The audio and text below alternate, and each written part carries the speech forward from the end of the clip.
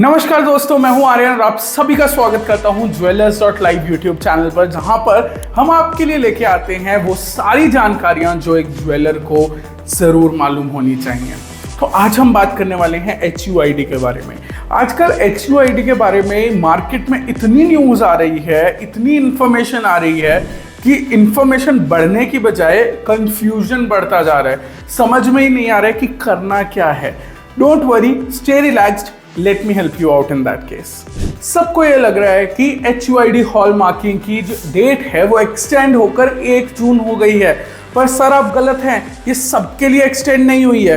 केवल और केवल वो ज्वेलर्स जिन्होंने अपनी non indexed hallmarking jewellery, जिन पे पहले से हॉल मार्किंग नहीं है, वो ज्वेलरी जिन्होंने पहले से ही डिक्लेयर कर दी थी, सिर्फ और सिर्फ वो 16,000 ज्वेलर्स, इन ज्वेलर्स की लिस्ट बनाई है गवर्नमेंट ने और सिर्फ इन 16,000 ज्वेलर्स को अलाउ किया है कि आप 1 जून तक वो ज्वेलरी बेच सकते हैं। उसके अलावा जितने भी ज्वेलर्स हैं सबके लिए लास्ट डेट थी 31 मार्च की। उसके बाद आप बिना HUID नंबर के कोई भी ज्वेलरी सेल नहीं कर सकते हैं। जानकारी नंबर 2, अगर आपका स्टोर केरला के इडुक्की डिस्ट्रिक्ट में है तो आप निश्चिंत हो सकते हैं, टेंशन फ्री हो सकते हैं, क्योंकि केरला का इडुक्की एकमात्र ऐसा डिस्ट्रिक्ट है जहां पर 6 digit hall marking non mandatory है। क्यों? क्योंकि वहां के जियोग्राफिकल कंडीशंस इस सिचुएशन में हॉल मार्किंग मैंडेटरी अलाउ नहीं करती हैं। वहां पे बहुत से टेक्निकल इश्यूज क्रिएट होते हैं। अगर आप इडुक्की में हैं तो आप टेंशन फ्री हो जाइए, लेकिन अगर आप इडुक्की में नहीं हैं और ना ही आप उन 16,000 ज्वेलर्स की लिस्ट में हैं जिनको एक्सटेंशन मिला है, तो भैया बिल्कुल भी बिना हॉल मार्किंग की ज्वेलरी ना बेचिएगा।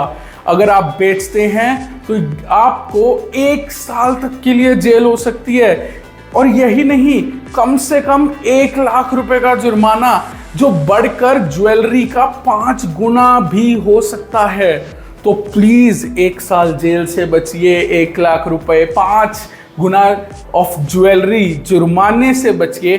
कोई भी ऐसा कार्य ना करें जो इलीगल है। इंडिया में कुछ भी नया रूल या लॉ आता है तो हम सब कुछ ना कुछ जुगाड़ निकाल के उससे बचने की कोशिश करते हैं। बट सर, ये नया इंडिया है।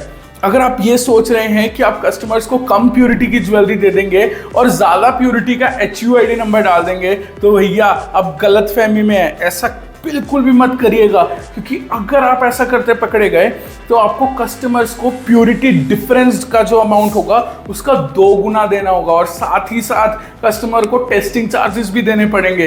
तो प्लीज ऐसी गलती ना कीजिएगा। अब आते हैं हम आज की लास्ट कंफ्यूजन पे कि क्या HUID नंबर को इनवॉइसेस में लिखना जरूरी है या नहीं है, और क्या उसका एक रिकॉर्ड मेंटेन करना जरूरी है या नहीं है। तो इसका सरल भाषा में जवाब है नहीं। फिलहाल ये दोनों ही चीजें मैंडेटरी यानी कंपलसरी नहीं है, बट हमारे एक्सपर्ट्स का मानना है कि फ्यूचर में जाकर ये कंपलसरी या मैंडेटरी हो सकती हैं। तो आपको एक मेंटेन कर लेना चाहिए रिकॉर्ड ऑफ HUID नंबर्स, और साथ ही साथ इनवॉइसेस में भी मेंशन कर लीजिए, ताकि फ्यूचर में अगर ये मैंडेटरी होता है तो आपको कोई प्रॉब्लम ना आए। और साथ ही साथ जब भी आप सेल्स ऑडिट करेंगे तब भी आपको ये रिकॉर्ड बहुत हेल्प करेगा। तो आज की वीडियो में इतना ही। ऐसी ही इंपॉर्टेंट जानकारी के लिए हमारे साथ जुड़े रहिए, और अगर अभी तक आपने ज्वेलर्स.live कि YouTube चैनल को सब्सक्राइब नहीं किया है तो फटाफट से सब्सक्राइब बटन पे क्लिक करके चैनल को सब्सक्राइब कर लीजिए। बहुत बहुत धन्यवाद। Thank you so much.